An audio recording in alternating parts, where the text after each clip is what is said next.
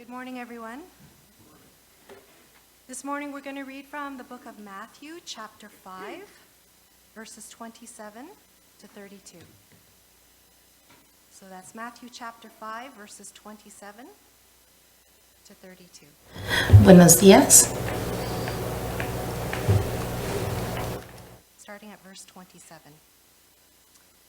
You have heard that it was said to those of old, "You shall not commit adultery."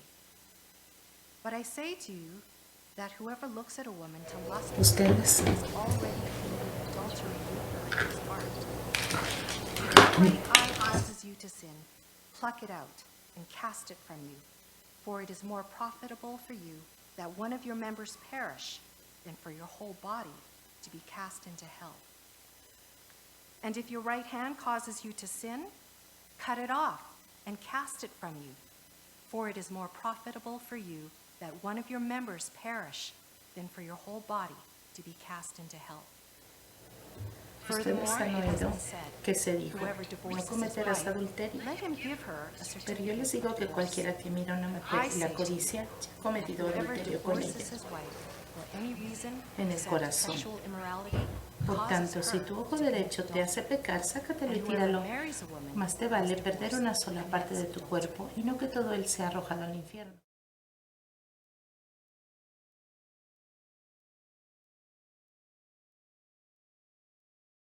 Se ha dicho, el que repudia a su esposa debe darle un certificado de divorcio. Pero yo les digo que excepto en caso de inmoralidad sexual, todo el que se divorcia de su esposa le induce a cometer adulterio. Buenos días, bienvenidos a todos los que se unen vía online. Quiero hacer un anuncio rápido antes de comenzar. Hay un evento que vamos a estar promoviendo en nuestra iglesia el día martes 28 de marzo a las 7 de la noche. Nuestra iglesia va a estar patrocinando un evento acerca del ministerio infantil.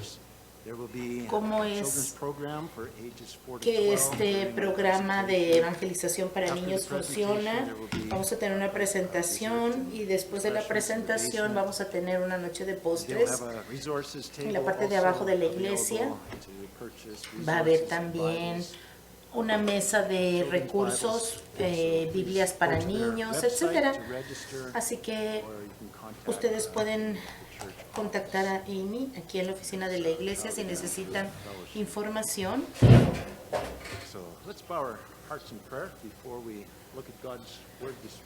Y pues los invitamos a que asistan, sobre todo aquellos que tienen hijos pequeños.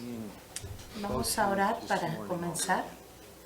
Padre Celestial, te damos gracias, Señor. Tú eres un Dios bueno, perfecto en todos tus caminos. Tú eres santo, tú eres mucho más alto, estás mucho más alto que nosotros, y Señor, nosotros te reconocemos y nos humillamos delante de ti. Estamos agradecidos, Señor, porque tú nos has hecho tus hijos, porque tú nos has limpiado y porque tú nos has puesto en tu familia. Señor, nuestra historia, nuestro pasado, nada puede separarnos de ti, Señor, y esas son buenas noticias. Señor, te damos gracias porque tú, Señor, nos has traído a una relación perfecta contigo. Señor, te damos gracias por tu gracia, por tus bendiciones y por la esperanza que tenemos en Jesucristo. Señor, oramos por que tú nos capacites. Dependo de ti, Señor, mientras comparto tu palabra. Señor, danos entendimiento. Danos entendimiento y tu gracia. En el nombre de Jesús oramos. Amén.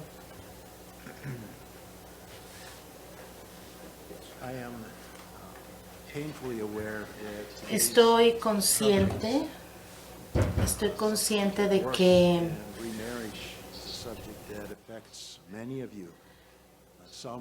de que el asunto del divorcio y nuevo casamiento es un tema sensible que afecta a muchos de ustedes quizá en este momento. El divorcio involucra el pecado y es muy destructivo. El impacto para las familias y para las relaciones extendidas es muy grande. Es de hecho, en muchos casos, más doloroso que la muerte de un esposo. Así que por eso quiero pedirles que mostremos compasión y apoyo amoroso a aquellos que han sido impactados por un divorcio. Y yo preferiría, la verdad, saltarme unos pasajes de la Biblia, ¿verdad? Cuando estoy enseñando.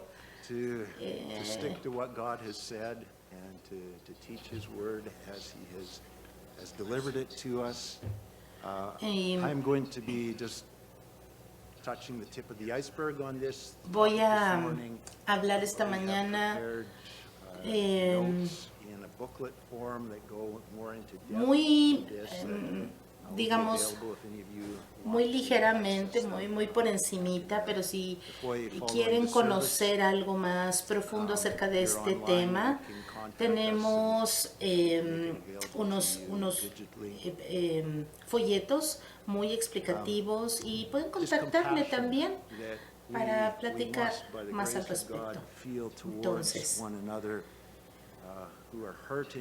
tenemos que mostrar compasión a aquellos que están dolidos por un matrimonio roto y, sin embargo, esa compasión por el dolor de estas personas no nos debe llevar a comprometer nuestra responsabilidad de manejar correctamente la palabra de Dios. Tenemos que someternos a su autoridad sobre nuestras vidas. Así que el Señor siempre amó perfectamente y sin embargo se rehusó a comprometer la palabra de Dios. Hemos estado estudiando en estos últimos meses el Sermón del Monte en Mateo. En el capítulo 5 hemos estado por algunas semanas ya trabajando y este sermón no es una colección de pensamientos al azar, sino que tiene una sucesión lógica de pensamientos y está desarrollando los temas de una forma, en una sucesión. En el verso 17, él deja claro que nosotros no podemos vivir de acuerdo a la ley y tampoco debemos de pensar que el Señor vino a quebrantar la ley, sino todo lo contrario. Él vino a hacer lo que era imposible para nosotros. Él vino a cumplir todo aquello que nosotros no podíamos hacer por nosotros mismos. Y esas son las buenas nuevas del reino del cielo. Porque todos hemos pecado, es decir, todos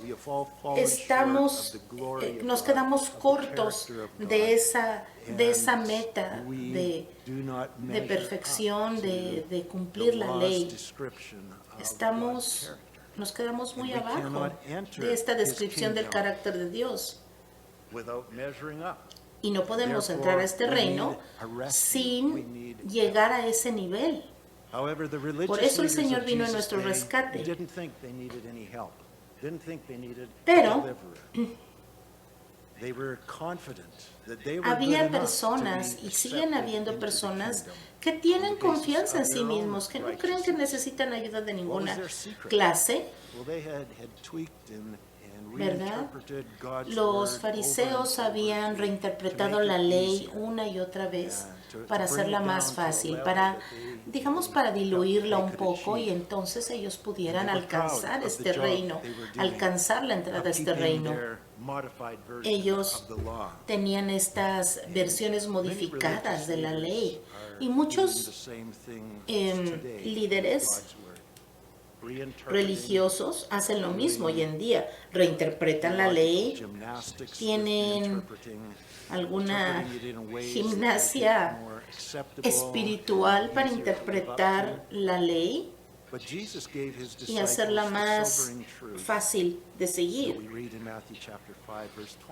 Y Jesús les dijo una verdad muy reveladora en Mateo 5:20. Les dijo, porque les digo a ustedes que no van a entrar en el reino de los cielos a menos que su justicia supere a la de los fariseos y a los maestros de la ley. Ahora, no se nos olvide que los fariseos y los maestros de la ley, ellos estaban dedicados de tiempo completo a cumplir la ley. Y Jesús lo que les está diciendo es que ellos tienen que ser mejores que estos maestros de la ley. Esto es lo que hemos estado estudiando en el Sermón del Monte. Uno por uno el Señor está desmantelando esta filosofía de los fariseos. ¿Han oído que ellos dijeron esto? Bueno, yo les digo esto. Por ejemplo, en Mateo 5:21 dice, ustedes han oído que se dijo a sus antepasados, no matarás, y a todo el que mate quedará sujeto al juicio del tribunal. Y el Señor les dice en el verso 22, pero yo les digo que todo el que se enoje con su hermano quedará sujeto al juicio del tribunal. Así que el Señor levanta el estándar de lo que a lo que el Señor había desde el principio, había sido la intención del Señor desde el principio. El verso 27 al 30 nos da otro ejemplo. Ustedes han oído que se dijo, no cometerás adulterio, pero yo les digo que cualquiera que mira a una mujer y la codicia, ya ha cometido adulterio con ella en el corazón.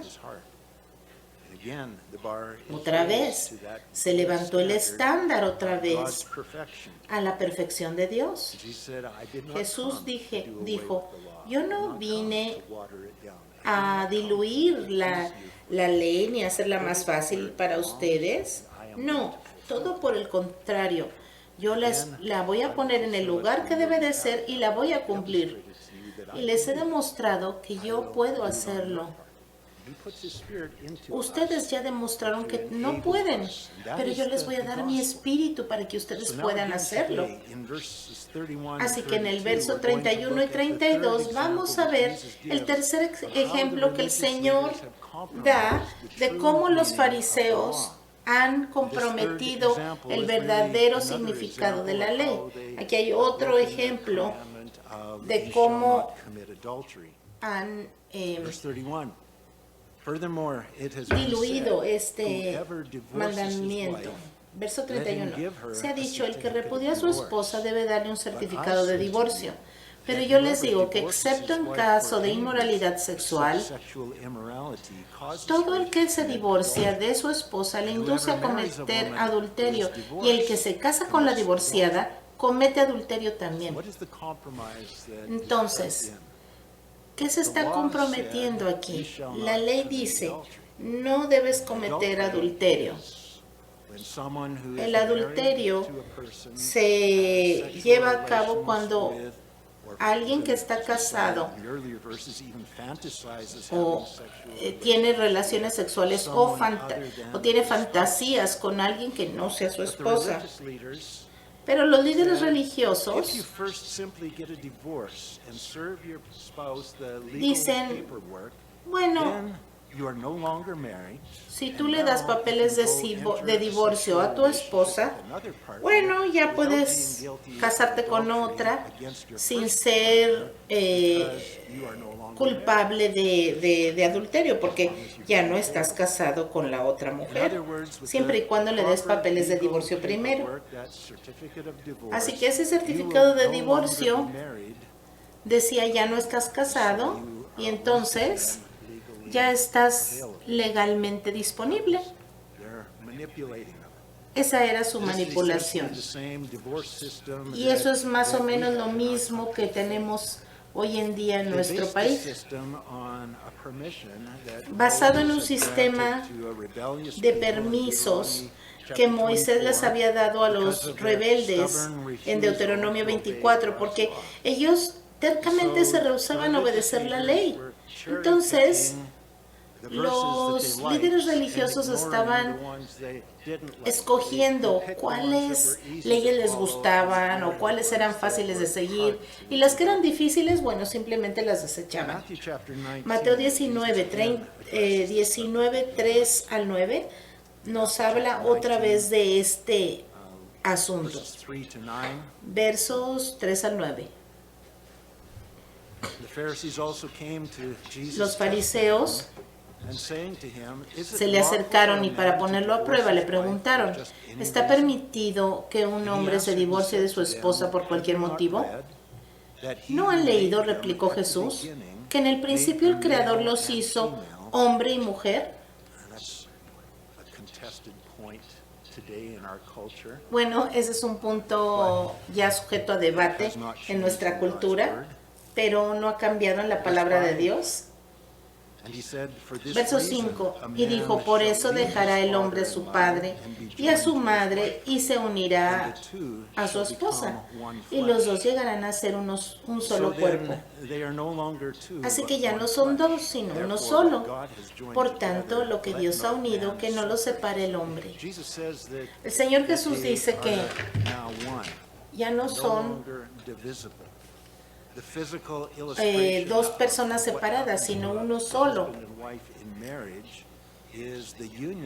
El hombre y la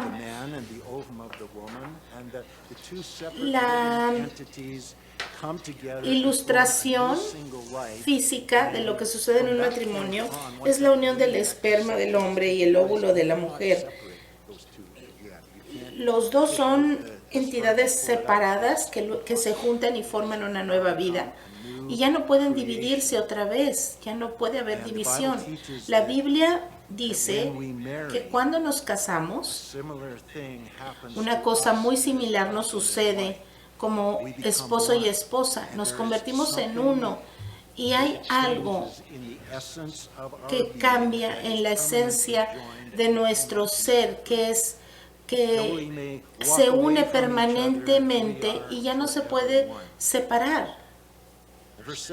El verso 7 dice, le replicaron, ¿por qué entonces mandó Moisés que un hombre le diera a su esposa un certificado de divorcio y la despidiera? Pero esto no era así. Fíjense lo que el Señor le contesta.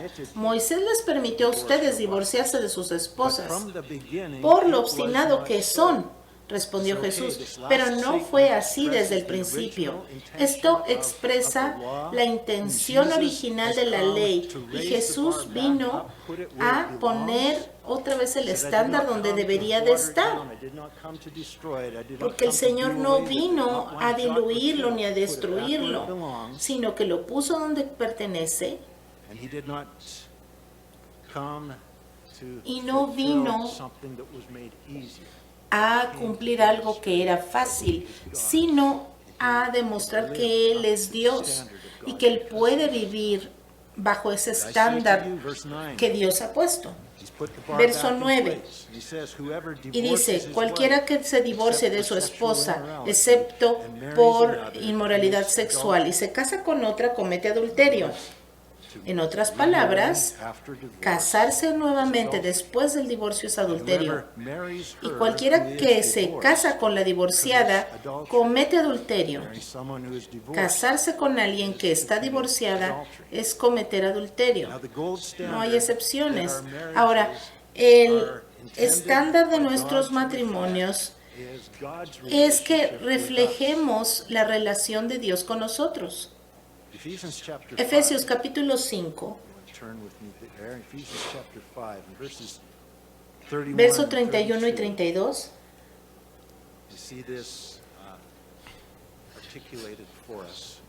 Vamos a ver qué dice. Por esta razón, el hombre dejará a su padre y a su madre y se unirá a su esposa. Y los dos serán una sola carne. Esto estaba en Génesis. Y esto es un gran misterio. Pero yo me refiero a Cristo y a la iglesia. El esposo y la esposa se unen, son una sola carne, y este es un misterio que habla de Cristo y la iglesia. Nosotros no debemos divorciarnos de nuestros esposos con los cuales hemos entrado en un convenio, porque Dios es fiel. Y hemos sido creados con esa imagen. ¿Y cuál es ese amor fiel con el que nos ha creado? Hay una descripción de la fidelidad de Dios hacia su esposa, hacia su novia en Romanos 8:35. ¿Quién nos apartará del amor de Cristo? ¿La tribulación o la angustia, la persecución, el hambre, la indigencia, el peligro, la violencia? Verso 38. Pues estoy convencido que ni la muerte, ni la vida, ni los ángeles, ni los demonios, ni lo presente, ni lo porvenir, ni los poderes, ni lo alto, ni lo profundo, ni ninguna otra cosa creada podrá apartarnos del amor de Dios, que es en Cristo Jesús nuestro Señor. Esta es una declaración muy completa. No hay nada en la creación que nos pueda separar del amor de Dios en Cristo Jesús. Y ese amor hacia nosotros, y ese pacto en el que hemos entrado con el Señor, es una representación que nosotros llevamos a cabo en el matrimonio. El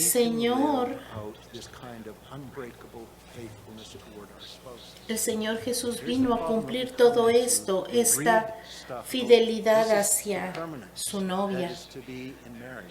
Y esta es precisamente la fidelidad, ese amor inquebrantable que debe de haber en un matrimonio. Y cuando vemos eso de una forma perfecta, nosotros podemos decir, esto es imposible, yo no puedo hacerlo. Y entonces los fariseos dicen, bueno, vamos a hacerlo de alguna manera para que sea más fácil. Pero Jesús dice lo contrario. No, vamos a restablecer el estándar y yo lo voy a cumplir en ustedes. Si confían en mí, yo voy a venir con mi Espíritu Santo y los voy a capacitar para que ustedes sean lo que yo, para lo que yo los creé. Mateo 5:32. Vamos de regreso a nuestro texto. Pero yo les digo que excepto en caso de inmoralidad sexual, todo el que se divorcia de su esposa la induce a cometer adulterio. Y el que se casa con la divorciada comete adulterio también. Entonces, ¿cómo es que divorciarse de esa mujer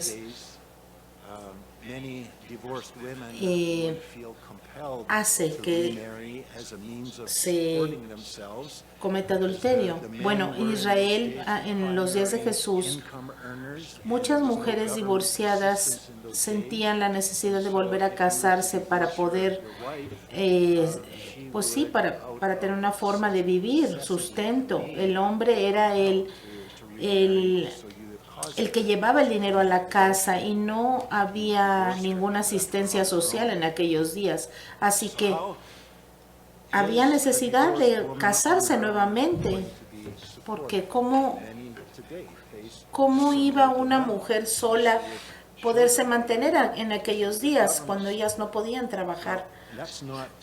Y Bueno, hoy en día también esta es una situación que forza a muchas mujeres a volver a casarse. Nosotros tenemos que ayudar. La familia de la iglesia necesita ayudar a aquellos que están en necesidad. No tenemos que confiar solamente en el gobierno para que cuide de ellos. Nosotros somos su familia. La familia de Dios tenemos que cuidarnos los unos a los otros. ¿Qué es lo que se espera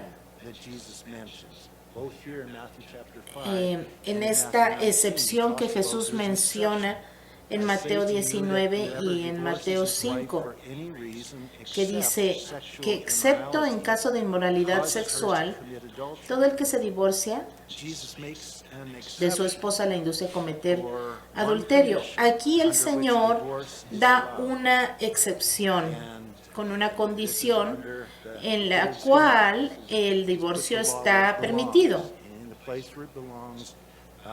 Y vamos a ver de qué se trata esta excepción.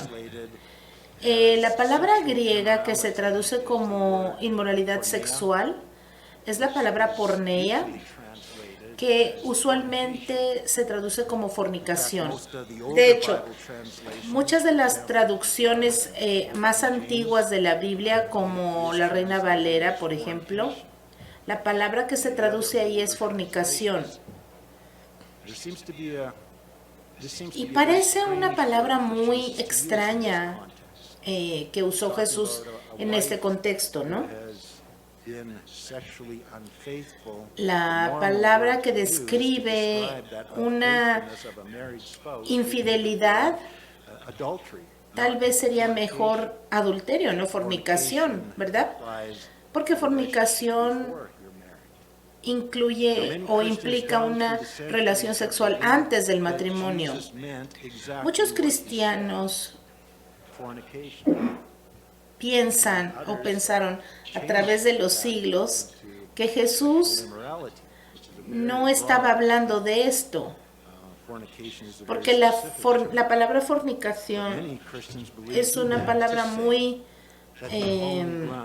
amplia. Entonces, lo que ellos pensaban es que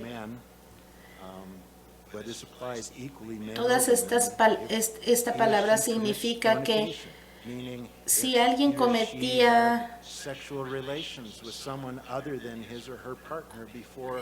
tenía relaciones con alguien antes de casarse, entonces why then does Jesus call her a wife?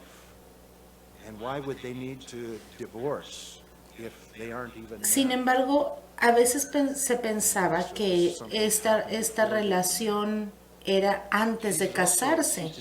Y entonces, ¿por qué el Señor habla acerca de un divorcio si ni siquiera estaban casados todavía? Jesús también habla acerca del divorcio en Marcos y Lucas, así que vamos a leer un poco acerca de esto para contestar estas preguntas.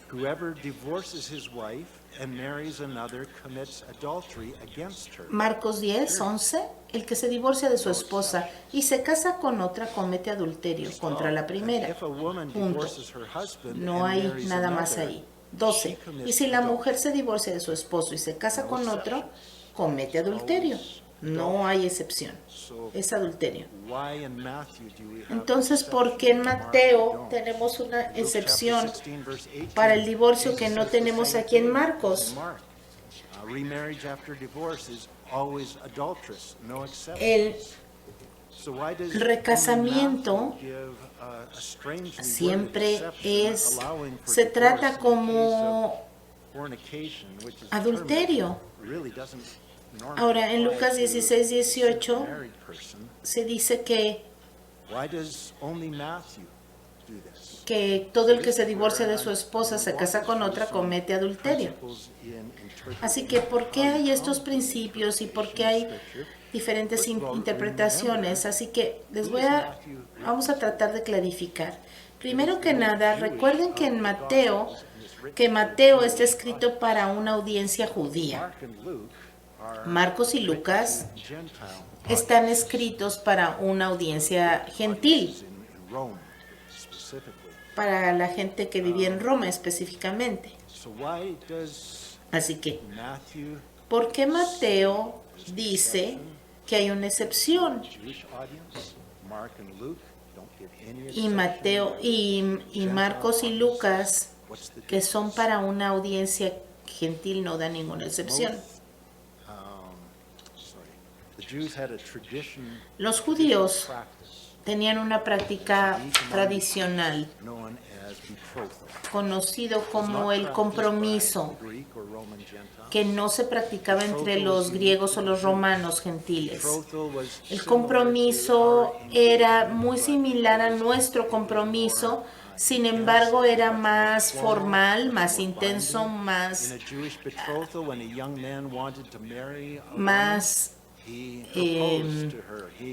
legal, digamos. En el compromiso judío, el joven que iba a casarse pagaba un precio por esta mujer a la cual le había propuesto matrimonio. Recibía el permiso del padre de la novia para casarse, pagaba el precio y ya estaban comprometidos, aunque no vivían juntos. Más o menos un año después, el matrimonio se llevaba a cabo porque él tenía que preparar todo para el matrimonio. Ellos no habían entrado en matrimonio, pero ya se le llamaba a él como su marido y a ella como su mujer, a pesar de que no se hubiera consumado todavía el matrimonio. Ya la sociedad los consideraba marido y mujer, porque ya estaban comprometidos legalmente. Y este compromiso solamente podría romperse con un divorcio formal.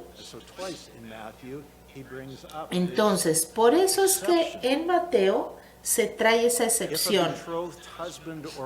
Y sí, porque aquí estaba hablando de esta novia o novio judío que ha cometido inmoralidad sexual en contra de aquella o aquel con el que se comprometió, entonces puede haber divorcio, porque todavía no se ha consumado el matrimonio.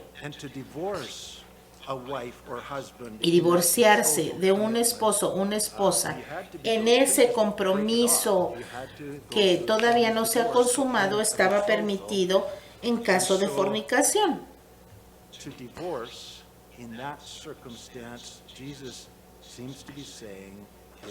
Así que en esa circunstancia está permitido porque la pareja, a pesar de ser llamados marido y mujer, todavía no han consumado su matrimonio y por eso no se cometería adulterio.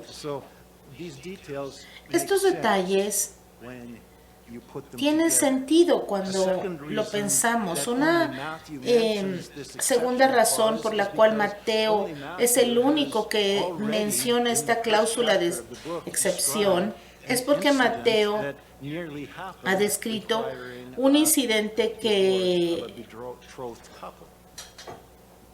que casi sucede aquí en Mateo 1:18.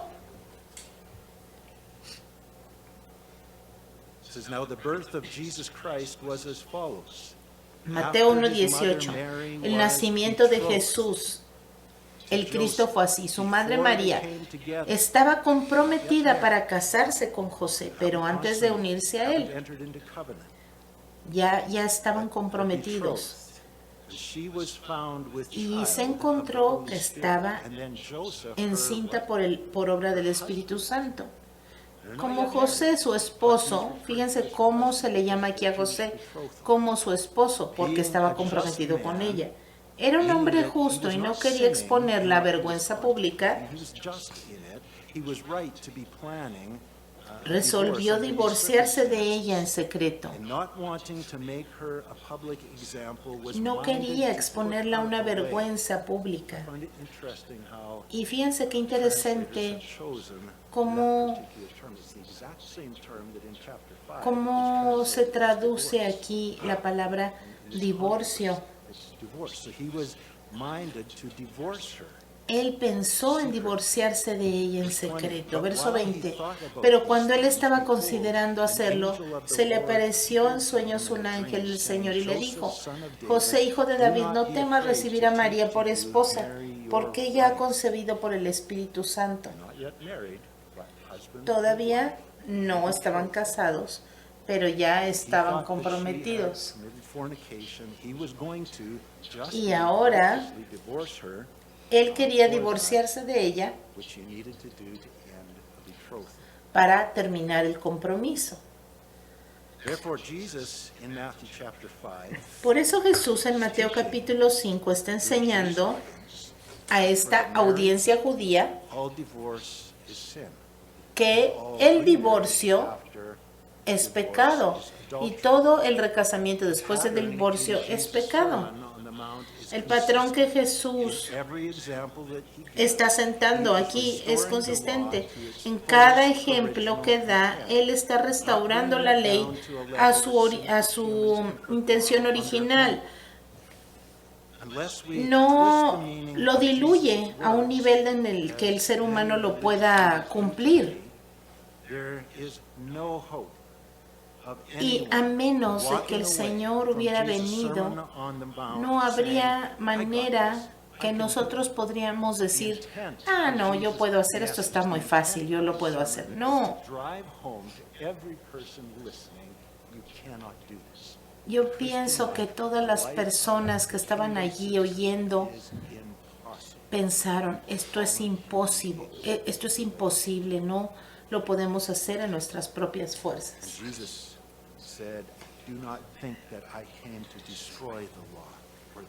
Por eso el Señor dijo: no vine a destruir la ley ni los profetas, sino a hacerlos cumplir.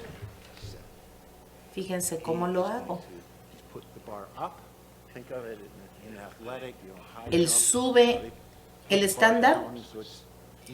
Imagínense a esos atletas que brincan y que tienen la barra y la van subiendo hasta que ya nadie puede saltar.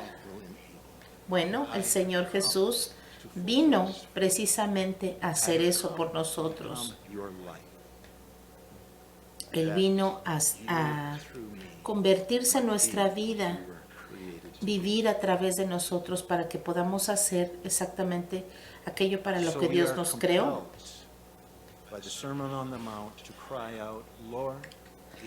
Y después de escuchar el sermón del monte, creo que todos nos deberíamos sentir obligados a clamar: Señor, ayúdanos. No tenemos lo que necesitamos, estamos espiritualmente tan pobres que no podemos hacer esto, no tenemos esperanza y necesitamos tu rescate, porque de otra manera, ¿cómo podríamos llegar a este estándar?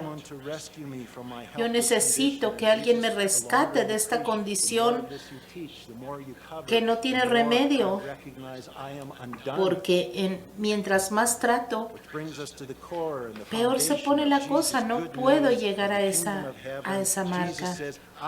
El Señor dijo: yo he venido a cumplir la ley.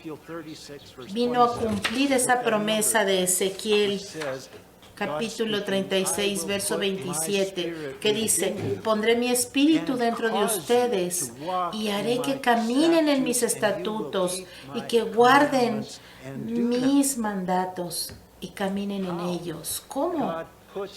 El Señor puso su espíritu, el mismo Espíritu de Dios es el que vive dentro de los cristianos para que puedan caminar en sus caminos. Cristo en ti, Colosenses 1:27, Él es tu esperanza de gloria. ¿Se acuerdan qué es la gloria? El carácter de Dios, cómo se comporta Dios. La imagen de Dios, toda su grandeza en este contexto se refiere a su carácter.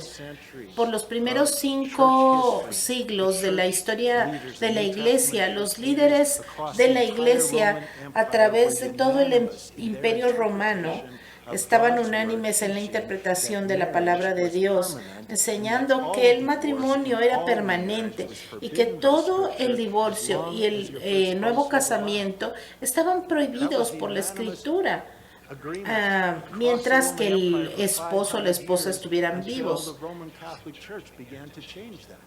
Sin embargo, esto empezó a cambiar y empezaron a relajar las normas del matrimonio. Y ahora es muy diferente. Was a declaration to the world. The Christian stance on marriage and the permanence of it was a declaration to the world that Christian marriage. Y esta es una declaración que está en la Biblia. El matrimonio es algo que representa la relación de Cristo con su iglesia. Él nunca nos va a dejar, nunca nos va a abandonar. Una vez que Él entra en convenio con su iglesia, Él nunca nos abandonará, y es lo mismo en el matrimonio. Así debería de ser.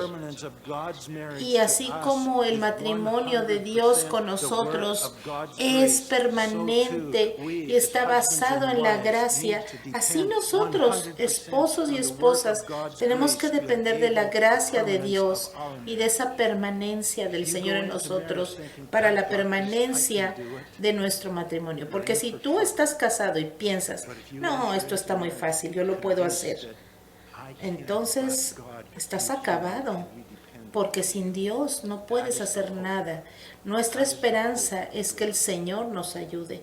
Él es nuestra esperanza de gloria. ¿Y qué pasa con aquellos que ya se divorciaron y ya se volvieron a casar?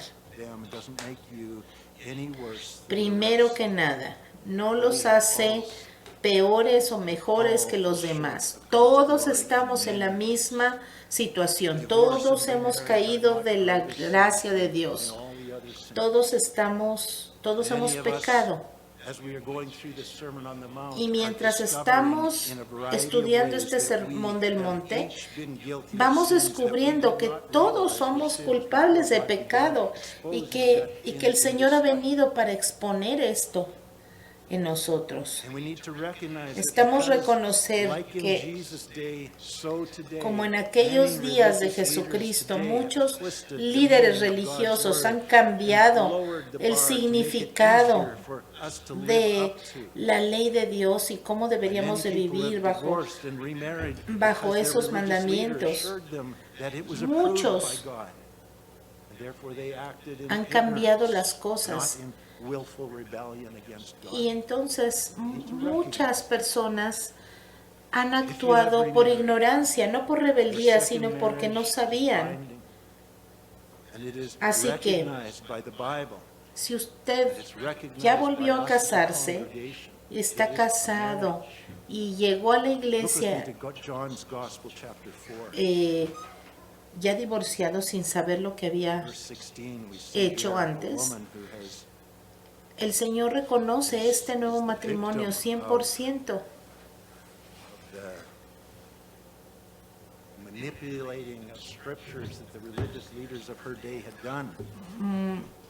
Había mucha manipulación en aquellos días de Jesucristo, y vamos a ver aquí en Juan 4, del 16 al 18. Es cierto que has tenido, desde el verso 16, el Señor Jesús le dice, ve a llamar a tu esposo y vuelve acá. Le dijo Jesús, no tengo esposo, respondió la mujer. Bien has dicho que no tienes esposo. Es cierto que has tenido 5 y el que ahora tienes ni siquiera es tu esposo. En esto has dicho la verdad. El Señor no le está condenando, está revelando en la conversación, le está invitando a recibir un Salvador que la libre de esa condición. 5 matrimonios había tenido Has tenido 5 esposos, le dice el Señor. It's distinct from just living common law because he goes on to say, and the one you're with now, number 6. Y el número 6 no es tu esposo, como quien So, dice. Jesus called them marriages, distinct from a common law relationship. Y el Señor los reconoce como matrimonios. The covenant was entered into, and a one Si te has flesh vuelto a union casar has been y has formed. hecho votos con esa persona, It is not to be taken has lightly. entrado a un You should convenio not think any ahora. less of your present marriage. te has convertido en una sola carne con esa persona, estás casada y no debes de tomar este matrimonio a la ligera.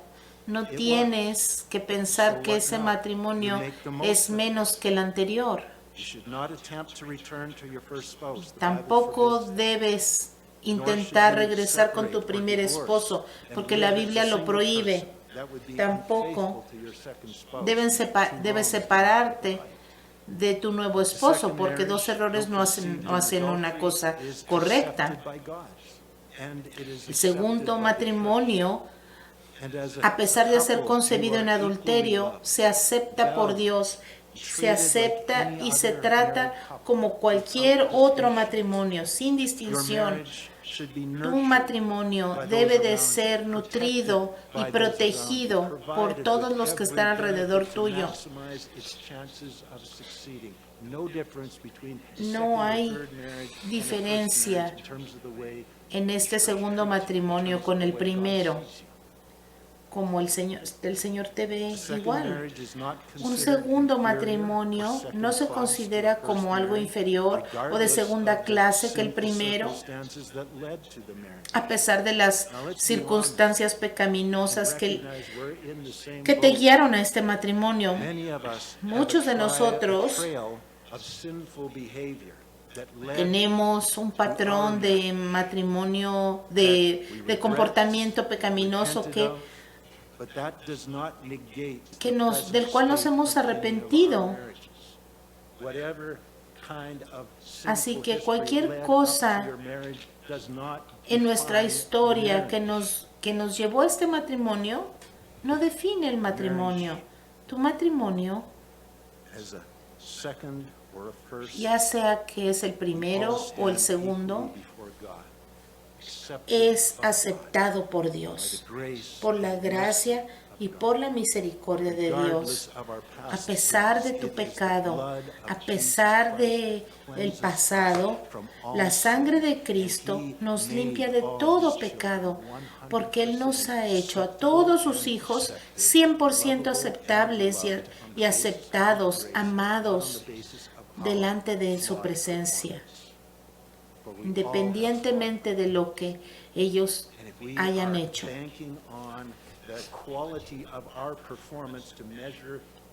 Y nosotros hemos sido aceptados. Y si nosotros estamos pensando que debemos ser aceptados por lo que hemos hecho o por cómo nos hemos comportado, eso es legalismo.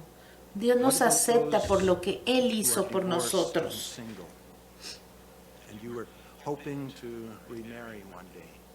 Si tú te divorciaste, por ejemplo, hay algunos que están divorciados y están solteros y están esperando, tienen la esperanza de un día volver a casarse. Bueno, aquí es donde reconocemos que no podemos vivir la vida a la que Dios nos ha llamado en nuestras propias fuerzas. Así que, sin importar cuál es nuestra posición en la vida, debemos reconocer que la gracia y el poder de Dios es el que nos sostiene. Necesitamos reconocer que necesitamos su poder, porque Él ha prometido darnos todo lo que necesitamos para la vida y la piedad en Jesucristo. Y muchas veces la gente se casa otra vez buscando en ese esposo que llene sus necesidades. Eso es idolatría. Si nos casamos, nosotros nos casamos porque Dios nos ha llamado nos ha dado ese llamado para dar aquello que Dios nos dio primero. Pero si tú entras a un matrimonio pensando que vas a sacar de esa persona lo que necesitas, no, eso es idolatría, eso está mal desde un principio. Son problemas desde antes de empezar el matrimonio, porque eso es idolatría. El Señor Jesús nos ha prometido darnos todo lo que necesitamos para la vida y la piedad. Y nos ha asegurado que nosotros podemos tener en Él una vida y vida en abundancia. La clave para la vida en abundancia no es el matrimonio, solamente es Cristo. La Biblia enseña que Jesucristo es el que nos llena, el que nos completa, y no algún otro ser humano, ni otra experiencia humana. Cristo es nuestra vida.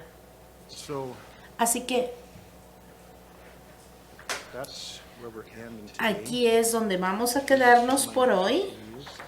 El sermón continúa y continúa creciendo y continúa haciéndose cada vez más imposible para nosotros.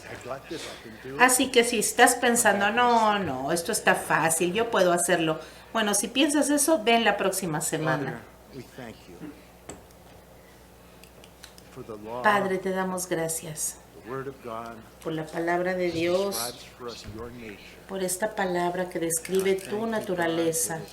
Te doy gracias, Señor, porque tú estás mucho más alto que nosotros. No podemos compararnos contigo. Tu palabra nos deja claro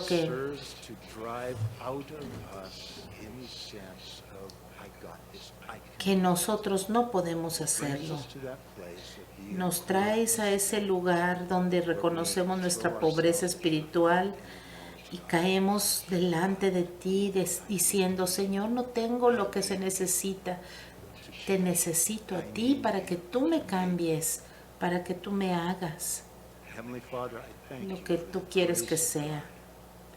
Gracias, Señor, por tu gracia, por las buenas nuevas, porque el Señor Jesucristo vino a cumplir esta ley que yo no podría cumplir.